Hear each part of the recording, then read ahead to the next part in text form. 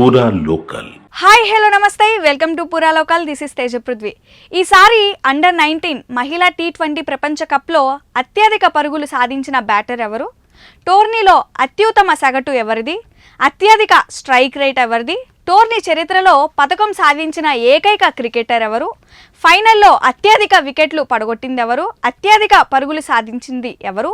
ఫైనల్లో player of the match ఎవరు? Player of the tourney ఎవరు? ఈ ప్రశ్నలన్నిటికీ సమాధానం ఒక్కరే అంటే ఆశ్చర్యం కలగక మానదు. ఆ ఒక్కరు తెలుగు అమ్మాయి కావడం మన క్రికెట్ అభిమానులకు ఎంతో ఆనందం ఇచ్చే విషయం. తెలుగు అమ్మాయిలకు భారత జట్టులో చోటు దక్కడమే గొప్ప అనుకుంటే, ప్రపంచ కప్లో ఇంత గొప్ప ప్రదర్శనతో జట్టు ట్రోఫీని దక్కించుకోవడంలో అత్యంత కీలక పాత్ర పోషించి భవిష్యత్ తారగా కీతాబులు అందుకుంటోంది భద్రాచలం అమ్మాయి గొంగడి త్రిష.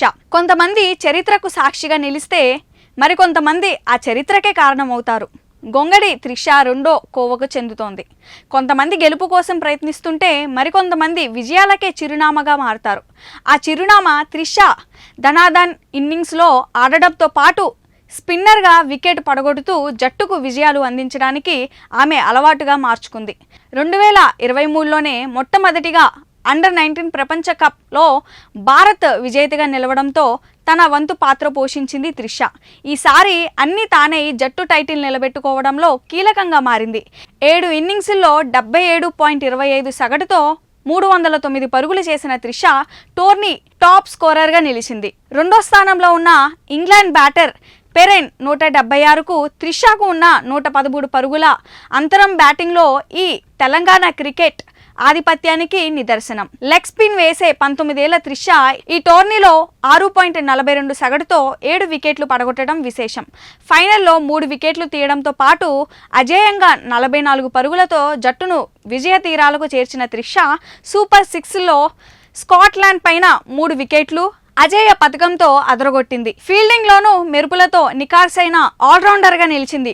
ముఖ్యంగా స్కాట్లాండ్ పై 59 బంతుల్లోనే అజేయంగా 110 పరుగులు చేసిన త్రిష తన నైపుణ్యాలను ప్రపంచానికి ఘనంగా చాటి చెప్పింది. అండర్-19 ప్రపంచ కప్ చరిత్రలో తొలి పథకం సాధించిన మహిళా క్రికెటర్గా నిలిచింది. స్కాట్లాండ్ మ్యాచ్ ముగియగానే అక్కడే ఉన్న నాన్న రామిరెడ్డి దగ్గరికి వెళ్లి గట్టిగా హత్తుకొని త్రిష సెంచరీ సంబరాలు చేసుకుంది. ప్లేయర్ ఆఫ్ ది టోర్నీ అవార్డును తండ్రికి అంకితం ఇచ్చింది. తనను క్రికెట్ ఛాంపియన్గా చూడాలన్న కల తండ్రి లక్ష్యాన్ని నెరవేర్చే దిశగా త్రిష సాగుతోంది. రామిరెడ్డి జాతీయ స్థాయిలో హాకీ ఆడారు, కానీ వ్యక్తిగత కారణాలతో ముందుకు సాగలేకపోయారు.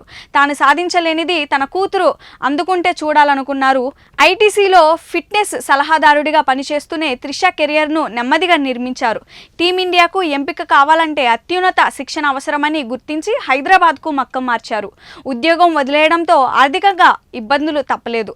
అయినా కూతురు కోసం రామిరెడ్డి అన్ని భరించారు. ఇప్పుడు ప్రపంచ కప్లో దేశానికి విజయాలు అందించిన త్రిష ఆటను దగ్గర నుంచి చూసి ఆయన మురిసిపోయారు.